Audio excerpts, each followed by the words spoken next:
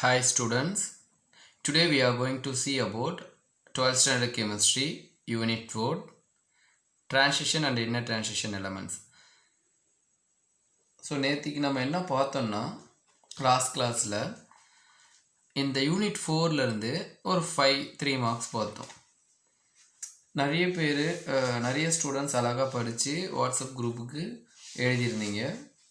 I am happy in that. இன்றைக்கி அதே போல் நம்ம என்ன பண்ண போகிறோம்னா நெக்ஸ்ட்டு 3 மார்க்ஸை படிக்க போகிறோம். ஓகேங்களா? நிறைய பேர் வீடியோ அதிகமாக கம்ப்ளீட்டாக வாட்ச் பண்ணுங்கள், அப்போ தான் நமக்கு அண்டர்ஸ்டாண்ட் ஆகும். இல்லைன்னா அண்டர்ஸ்டாண்ட் ஆகிறது ரொம்ப சிரமமாக போயிடும். ஓகேங்களா? சரி, வாங்க லெசனுக்குள்ளே போகலாம். இன்றைக்கி எதை பற்றி பார்க்க போகிறோன்னா ஃபஸ்ட் கொஷனாக இருக்கிறது, what are the interstitial compound, give example. இதை வேறு மாதிரியாகவும் கேட்கலாம். What are the alloys and give an examples, இந்த மாதிரி கூட கேட்டுடலாம். அதாவது இன்டர்செஷியல் காம்பவுண்ட்னா என்ன அப்படின்றத பற்றி பார்க்க போகிறோம். ஃபஸ்ட் பாயிண்ட் என்ன எழுதியிருக்குன்னா, interstitial compound are alloy is compound. அது ஒரு காம்பவுண்ட். That is formed. அது எப்படி உருவாகுன்னா, when small atom like hydrogen, boron, carbon or nitrogen trapped in the interstitial holes in a metal attic. அதாவது ஸ்மால் சைஸ் ஆஃப் ஆட்டத்தில் அந்த hydrogen, boron, carbon, ஹைட்ரஜன்லாம் இருக்குங்களா, அது ட்ராப்டு இந்த இன்டர்செஷியல் ஹோல்ஸ். அது என்னங்க சார் ட்ராப்டு இந்த இன்டர்செஷியல் ஹோல்ஸ்னால், அதாவது ஒரு அலாய்ஸ் ஃபார்ம் பண்ணும்போது ஒரு மாலிகுல், ஃபார் எக்ஸாம்பிள் நம்ம என்னென்னு எடுத்துக்கலாம்னா, இங்கே கொடுத்துருக்கிற காம்ப்ளெக்ஸ்னு எடுத்துக்கலாம், டிஐசின்னு வச்சுக்கோங்க. ஓகேங்களா? ஸோ இதோட இன்டர்செஷியல் ஸ்ட்ரக்சர் எப்படி இருக்குன்னா,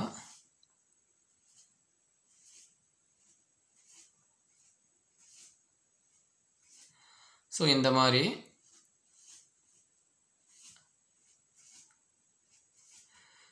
தான் இருக்கும் அதோட இன்டர்செஷியல் ஹோல்ஸு. இதுக்கு சின்னதாக இருக்குது பார்த்தீங்களா, இதுதான் இந்த ஸ்மால் ஆட்டம்ஸ், கார்பன். ஸோ இதுதான் இன்டர்செஷியல் ஹோல்ஸில் ட்ராப்டு ஆகிருக்கும். ட்ராப்னா அதுக்கு நடுவே சிக்கியதுன்னு அர்த்தம், அதாவது நடுவே இருக்குன்னு அர்த்தம். ஓகேங்களா? மறுபடியும் சொல்கிறேன், interstitial compounds are alloys compound that is formed when small atom like hydrogen, boron, carbon, nitrogen are trapped in the interstitial holes in a metal lattice. Okay, then they are usually non-stoichiometric compoundன்னு சொல்லியிருக்காங்க. non-stoichiometric compoundனா என்னன்னா, சரியான விகிதத்தில் அந்த compound இருக்காது. ஓகேங்களா? இவ்வளோ ரேஷியோவில் தான் இருக்கணுன்ற ஒரு கட்டாயமாக, இப்போ நம்ம ஃபார் எக்ஸாம்பிள் நான் ஒருத்தருக்கு இந்த ரேஷியோவில் இதை ரெடி பண்ணுங்க அப்படின்னு சொல்கிறேன்னு வச்சுக்கோங்களேன், இந்த காம்பவுண்டை. பட் அது இல்லாமல் இருக்கும். தட் இஸ் நான் ஸ்டியோமெட்ரிக்னா த ரேஷியோ வந்து cannot be கேரக்டரைஸ்டிக்ஸ் பர்ஃபெக்ட்லி அப்படின்னு சொல்லலாம். ஓகே, தென் எக்ஸாம்பிள் டிஐசி, இன்னொன்று எம்என் மேங்கனீஸ் நைட்ரஜன். ஓகே, படிச்சுக்கோங்க.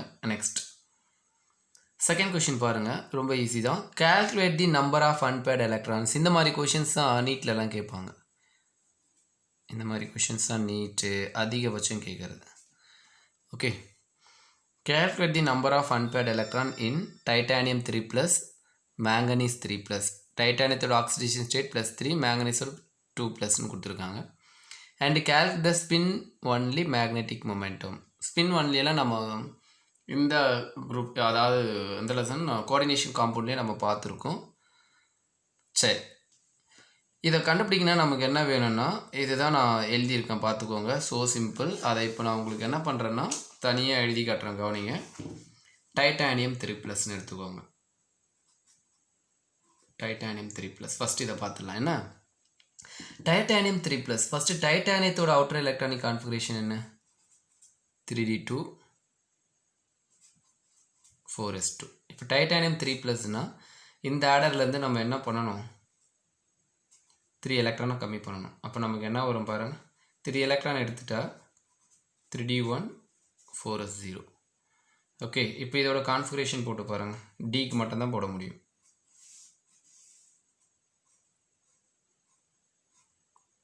1 அவ்வளோதான் 3Dயில். அப்போ நம்பர் ஆஃப் அன்பேர்ட் எலக்ட்ரான் எத்தனை? ஜோடியே இல்லாமல் இருக்குது, 1 தான் இருக்குது. அப்போ நம்பர் ஆஃப் அன்பேர்டு எலக்ட்ரான் கண்டுபிடிச்சிட்டோமா? இதுக்கு இன்னொன்று என்ன கேட்டிருக்காங்க பாருங்க, calculate the number of unpaired electron கண்டுபிடிச்சாச்சு. Titanium 3+1 calculate the spin only magnetic momentum. அப்போ அதோட ஃபார்முலா என்னன்னு நமக்கு தெரியும். mu is equal to root of n plus 2 bm.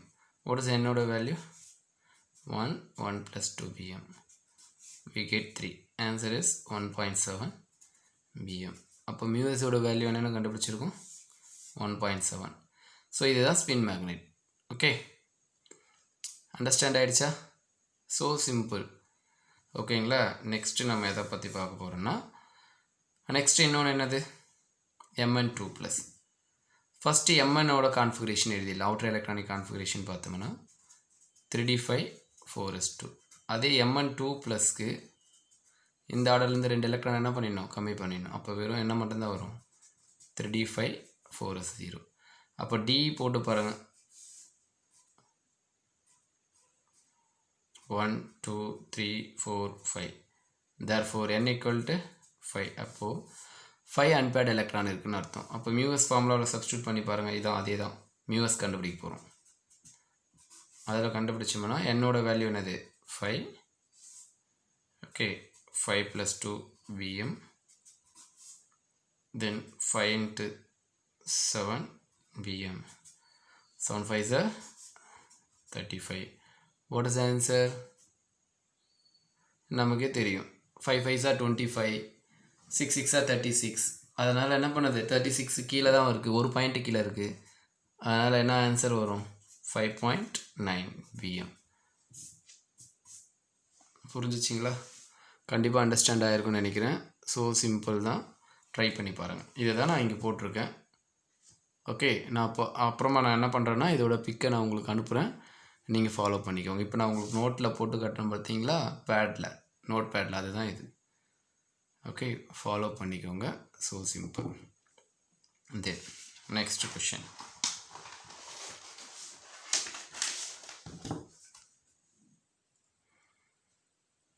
Next பாருங்கள், which is more stable, Fe3+ or Fe2+?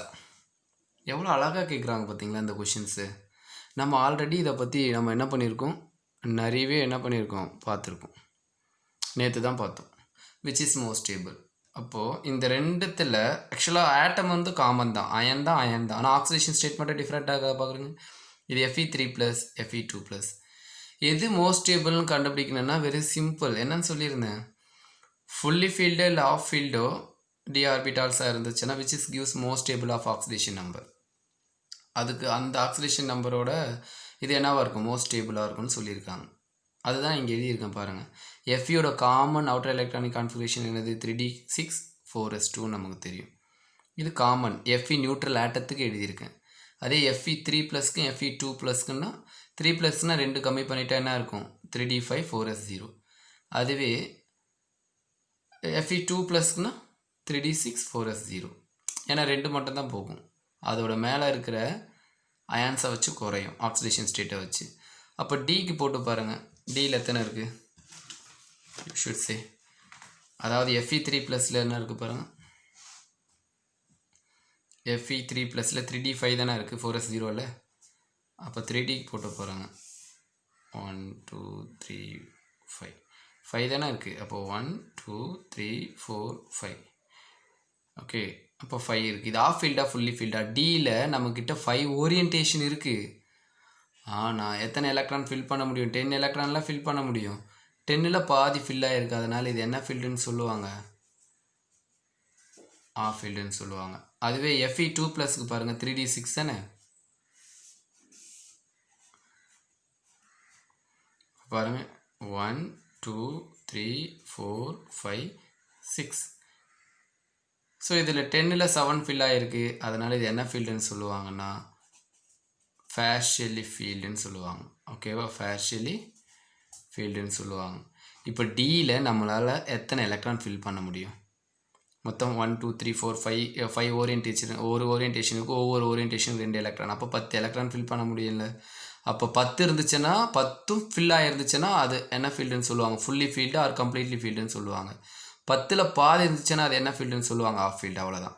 அப்போ இது of field, இது என்ன ஃபீல்டு, பார்ஷியலி ஃபீல்டு. 10ல் 9 இருந்தாலும் பார்ஷியலி ஃபீல்டு தான், 7 இருந்தாலும் பார்ஷியலி ஃபீல்டு தான், 8 இருந்தாலும் பார்ஷியல் ஃபீல்டு தான், 1 இருந்தாலும் பார்ஷியலி ஃபீல்டு தான், 2 இருந்தாலும் பார்ஷியல் ஃபீல்டு தான், 4 இருந்தாலும் பார்ஷியலி ஃபீல்டு தான், 5 இருந்தால் ஆஃப் ஃபீல்டு, 10 இருந்தால் ஃபுல்லி ஃபீல்டு. ஓகே, அதை புரிஞ்சுக்கோங்க. அப்போ ஆஃப் ஃபீல்டு ஃபுல்லி ஃபீல்டுக்கு மட்டும் மோஸ்ட் ஸ்டேபிள்னு சொல்கிறாங்க. அப்போ இதில் எது வந்து ஆஃப் ஃபீல்டு, இதுதான் ஆஃப் ஃபீல்டு. அப்போ 3D5 தான் என்னது, it is of filled orbitals, it is partially filled orbital. அப்போ எது வந்து மோஸ்ட் ஸ்டேபிள் நீங்களே பாருங்கள் கொஷினில், இப்போ கண்டுபிடிச்சிடலாம். அப்போ Fe3+ is a most stable. Reason is Fe3+ தான் என்ன ஃபீல்டு, ஃபீல்டு. ரீசன் இஸ் அதான் மேலேயே எழுதிட்டேன், இருந்தாலும் இங்கே கூட எழுதிங்க. ஸோ இட் இஸ் என்ன filled, half field. Okay, I hope you understand well in this question. Okay, what is the next? Why gadolinium 3+ is colorless? Okay, இது வந்து ஏன் வந்து கலர்லெஸ்ஸாக இருக்குது? ஆக்சுவலாக கலர்டுக்கான ப்ராப்பர்ட்டி என்ன, ஃபஸ்ட்டு அதை தெரிஞ்சுக்கோங்க. அன்பேர்டு எலக்ட்ரான் ஒரு டி ஆர்பிட்டாலில் அன்பேர்டு எலக்ட்ரான் ப்ரெசண்ட்டாக இருந்தாலும் அது கலர்டு ஷோ பண்ணும், அதை ஃபஸ்ட்டு தெரிஞ்சுக்கோங்க. அதுக்கப்புறம் அது கம்ப்ளீட்லி ஃபீல்டாக இருந்துச்சுன்னா அது ஷோ பண்ணாது, ஆஃப் ஃபீல்டாக இருந்தாலும் ஷோ பண்ணாது. எதெல்லாம் கலர்லெஸ்ஸாக இருக்குன்னா கலர்டுக்கான மெயின் ப்ராப்பர்ட்டி ஃபஸ்ட்டு தெரிஞ்சுக்கோங்க. ஒன்று வந்து கலர்டாக இருக்குன்னா ஒரே ஒரு ப்ராப்பர்ட்டி, ஃபஸ்ட்டு வந்து ப்ரெசன்ஸ் ஆஃப் அன்பேர்டு எலக்ட்ரான் சொல்லுவாங்க. ப்ரெசன்ஸ் ஆஃப் அன்பேர்டு எலக்ட்ரான்ஸ் அப்படி இருந்தாலுமே அது கலரை ஷோ பண்ணணும்னு அர்த்தம். ஓகேங்களா, அந்தந்த ஆர்பிட்டாலுக்கு ஏற்றா போல். அதுவே அது கலர், இது வந்து கலர்டுக்கான ப்ராப்பர்ட்டி. இதுவே கலர்லெஸ்ஸு அதுக்கான ப்ராப்பர்ட்டின்னா அன்பேர்டு எலக்ட்ரானே இருக்காது, எல்லாமே ஜோடி ஜோடியாக இருக்கும். அப்படின்னா என்னது, நோ அன்பேர்டு எலக்ட்ரான். இன்னொன்று ஃபுல்லி ஃபீல்டாக இருக்கும், இன்னொன்று ஆஃப் ஃபீல்டாக இருக்கும். அப்போ ஆஃப் ஃபீல்டாக இருந்தாலும் கலர்லெஸ்ஸு, ஃபுல்லி ஃபீல்டாக இருந்தாலும் கலர்லெஸ்ஸு, நோ அன்பேர்டு எலக்ட்ரான், அன்பேர்டு எலக்ட்ரானே இல்லாமல் இருந்தாலும் கலர்லெஸ் தான். ஓகே, அப்போ கலர்டுனா ஒன்றே ஒன்று என்னது, ப்ரெசன்ஸ் ஆஃப் அன்பேர்டு எலக்ட்ரான். அப்போது அன்பேர்டு எலக்ட்ரானே இல்லாமல் இருந்துச்சுன்னா அது எல்லாம் என்னது, கலர்லெஸ். அப்போ இந்த காம்பவுண்டில் பாருங்கள், நான் எழுதியிருக்கேன் பாருங்கள். கெடோலினியத்தோட outer electronic configuration 4f7 5d1 6s2. அதுவே 3+க்குன்னா இந்த ஆர்டரில் நம்ம என்ன பண்ணணும்னு அர்த்தம், 3 எலக்ட்ரானை கம்மி பண்ணிடணும். அப்போ இதுலேருந்து 2 எடுத்துகிட்டு இதுலேருந்து 1 எடுத்துகிட்டு, அப்போ ரெண்டுமே 0 ஆகிடுமா. அப்போ 4f7. அப்போ no unpaired electron in outer D orbital. அப்படி தானே, டி ஆர்பிட்டால் எதுவுமே இல்லை, என்ன இருக்குன்னு அர்த்தம், 0 இருக்குது, அவ்வளோதான். இது ஒன்றே ப்ரூஃப் ஆகிடும். ஓகே, எலக்ட்ரானே இல்லை. அப்படி இல்லைன்னா எஃப் ஆர்பிட்டால் எத்தனை இருக்குது, f orbital is of field acting as inert ஒன்றா இருக்குது. எஃப் ஆர்பிட்டால் ஆஃப் ஃபீல்டு தான், நீங்கள் போட்டு பாருங்கள். அப்போ எஃப் ஆர்பிட்டால் போட்டோம்னா மொத்தம் 7 ஓரியன்டேஷன் வரும். 1 2 3 4 5 7 இருக்கா பாருங்கள். 1 2 3 4 5 6 7 பாக்ஸ் இருக்கா. எத்தனை எலக்ட்ரான் இருக்குது, F7 போடுங்க. 1 2 3 4 5 6 7. அப்போ இந்த எஃப்பில் 14 எலக்ட்ரான் நம்மளால் ஃபில் பண்ண முடியும், ஆனால் அதில் எத்தனை எலக்ட்ரான் ஃபில் ஆகிருக்கு, 7 எலக்ட்ரான். அப்போ இது என்ன ஃபீல்டு, ஆஃப் ஃபீல்டு இல்லை. ஆஃப் ஃபீல்டு இருந்ததுனால தான் இன்னட் ஒன்றா இருக்குது. என்ன சார் இன்னட் ஒன்றுன்னா மந்தத்தன்மைன்னு அர்த்தம். இந்த இன்னட்டோட மீனிங்னா it cannot able to reacting. Okay, இதெல்லாம் என்ன பண்ண முடியாது, ஆக்டிவாக இருக்க முடியாது, இன்னட்டாக இருக்கும் ஆஃப் ஃபீல்டுன்றனால. அது மட்டும் இல்லை, மெயின் கான்செப்ட் டி ஆர்பிட்டால் என்ன கிடையாது, எலக்ட்ரானே கிடையாது, 0வாக இருக்குது. அதனால தான் no unpaired electron in outer D orbital. Okay, unpaired எலக்ட்ரானே இல்லை. அப்போது அன்பேர்டு எலக்ட்ரான் இருந்தால் தானே அது கலராக இருக்கும் போது. அப்போ அன்பேர்டு எலக்ட்ரானும் இல்லை, அதனால தான் கலர்லெஸ்ஸு. அதுக்கப்புறம் இன்னொரு கான்செப்ட் என்னது, ஆஃப் ஃபீல்டு. மெயின் ப்ராப்பர்ட்டி கலர்டாக இருந்துச்சுன்னா ப்ரெசன்ஸ் ஆஃப் அன்பேர்டு எலக்ட்ரான் இருக்கணும், ஆனால் இதில் இல்லை. ஓகே, கலர்லெஸ்ஸாக இருக்கணும்னா அன்பேர்டு எலக்ட்ரானே இல்லை ஒன்றா, அதுக்கப்புறம் ஃபுல்லி ஃபீல்டாக இருக்கணும், இல்லைனா ஆஃப் ஃபீல்டாக இருக்கணும். அப்போது ரெண்டுமே வந்துச்சு, no unpaired electron, of field. Okay, கண்டிப்பாக அண்டர்ஸ்டாண்ட் பண்ணியிருப்பீங்க, very simple. So last one,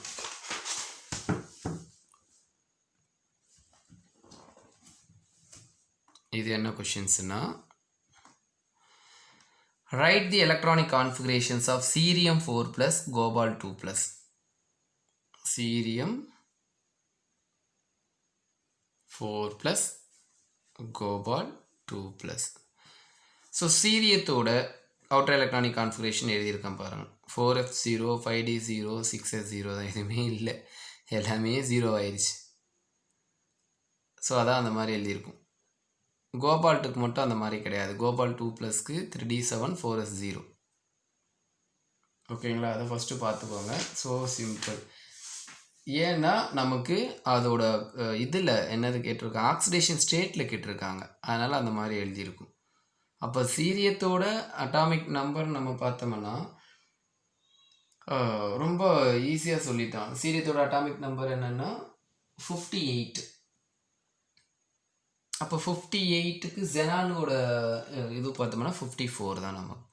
so அதை வச்சு நம்ம போட்டாலும் என்ன ஆயிடுச்சு, ரொம்ப ரெடியூஸ் தான் ஆகுது. அப்போ எல்லாமே என்னது 4f0 5d0 6. கான்ஃபிகரேஷன் எப்படி இதை வச்சு போடுறதுன்றதை ஒரு நாளைக்கு நான் உங்களுக்கு தெளிவாக சொல்லித்தரேன், அந்த வீடியோவில் பார்த்துக்கலாம். ஓகே, ஸோ இதுவும் என்னது 3d7 4s0. ஸோ சிம்பிள் தான்.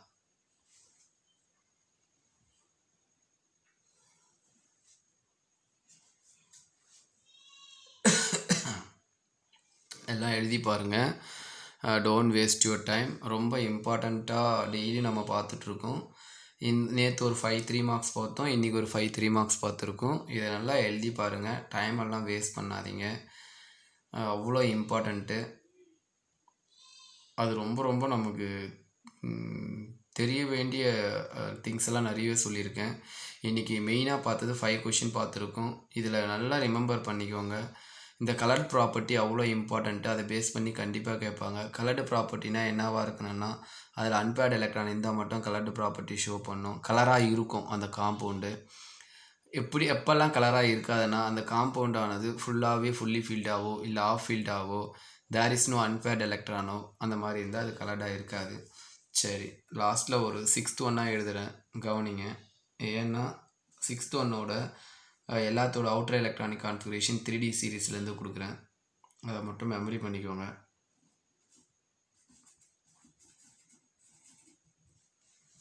ஸோ 3D சீரீஸில் ஒவ்வொன்றுத்தோட அவுட்டர் எலக்ட்ரானிக் கான்ஃபிகரேஷன்ஸ் ரொம்ப இம்பார்ட்டண்ட்டு. ஸோ அதனால தான் உங்களுக்கு எழுதுகிறேன், கவனிங்க. ஃபஸ்ட்டு நமக்கு என்ன வரும்னா ஸ்கேண்டியம். ஸ்கேண்டியத்தோட outer electronic configuration 3d1 4s2. அதுக்கப்புறம் டைட்டானியம், இது 3d2 4s2. அதுக்கப்புறம் வெனாடியம் 3d3 4s2. அதுக்கப்புறம் chromium 3d5 4s1. Manganese 3d5 4s2. So next அதுக்கப்புறம் பார்த்தோம்னா Fe 3d6 4s2. Feக்கு அடுத்து cobalt 3d7 4s2. Nickel 3d8 4s2. Copper Cu 3d9 4s2.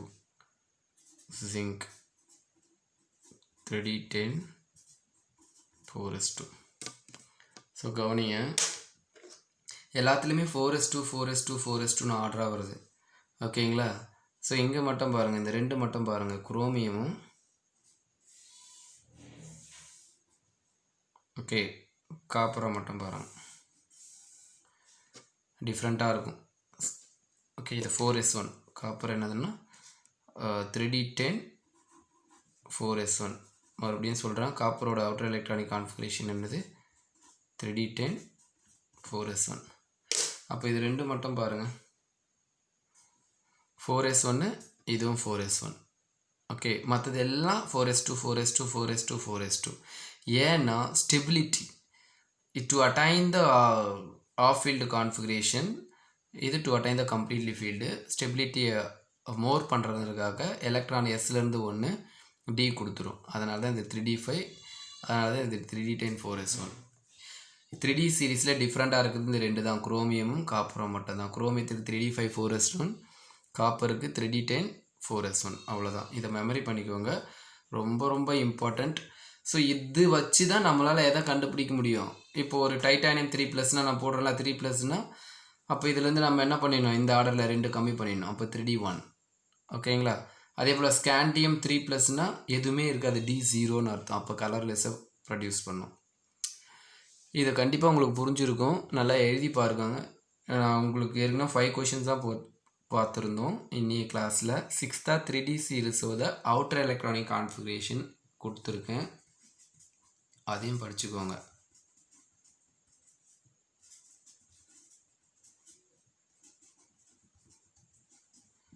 ரொம்ப ரொம்ப important. 6th கொஷினாக add பண்ணிக்கோங்க. இதை எழுதி பார்த்துக்கோங்க. ஏன்னா இந்த லெசனில் இது இல்லாமல் நம்மளால் ஒன்றுமே பண்ண முடியாது, அவ்வளோ இம்பார்ட்டண்ட்டு. ரொம்ப ஈஸி தான். நல்லா ஸ்டடி பண்ணுங்கள். கண்டிப்பாக கொடுக்குற கொஷின்ஸை டெய்லி நீங்கள் கிளாஸ் ஒர்க் போல் ஒரு நோட்டு வாங்கி யூஸ் பண்ணி எழுதி வச்சுக்கோங்க. அதுக்கப்புறம் அதை படிச்சுட்டு டெஸ்ட்டாகவும் எழுதி எனக்கு வாட்ஸ்அப்பில் அனுப்புங்க. இது உங்கள் வீட்டு பக்கத்தில் இருக்கிற நீங்கள் மட்டும் இதை வந்து பெனிஃபிட் ஆகக்கூடாது, பக்கத்தில் இருக்கிற எல்லா ஸ்டூடெண்ட்ஸுக்கும் சொல்லுங்கள் இந்த மாதிரி கிளாஸ் போயிட்டுருக்குன்னு, அவங்களும் பெனிஃபிட் ஆகட்டும். டெய்லி நம்ம 5 கொஷின் படித்தோம்னா கூட பர் டே 5 கொஷின் கேல்குலேட் பண்ணால் கூட 6 டேஸ் பார்த்தோம்னா நமக்கு அரௌண்ட் 30 கொஷின்ஸ் நம்ம லேர்ன் பண்ணுறோம் ஒரு வாரத்திலேயே. அதனால் மற்றவங்களுக்கும் இந்த கிளாஸை யூஸ்ஃபுல்லாக கொண்டு போகிறதும் உங்கள் கையில் தான் இருக்குது. உங்கள் வீட்டு பக்கத்தில் இருக்க ஸ்டூடெண்ட்ஸ்க்கு, அதாவது பசங்களுக்கு, ஃப்ரெண்டுங்களுக்கெல்லாம் என்ன பண்ணுங்கள், கன்வே பண்ணுங்கள் இந்த மாதிரி கிளாஸ் போகிறத. இந்த கிளாஸ் எல்லாருக்கும் தான் எடுக்கிறது, அதனால் நல்லா யூஸ் பண்ணிக்கோங்க. இந்த வீடியோ உங்களுக்கு லைக் பண்ணியிருந்தீங்கன்னா மற்ற ஸ்டூடெண்ட்ஸுக்கு என்ன பண்ணுங்கள், ஷேர் பண்ணி விடுங்க. ப்ளஸ் குரூப்லேயும் ஆட் பண்ணி விடுங்க. I hope you understand well in this class. We'll see in the next class. Thank you, students.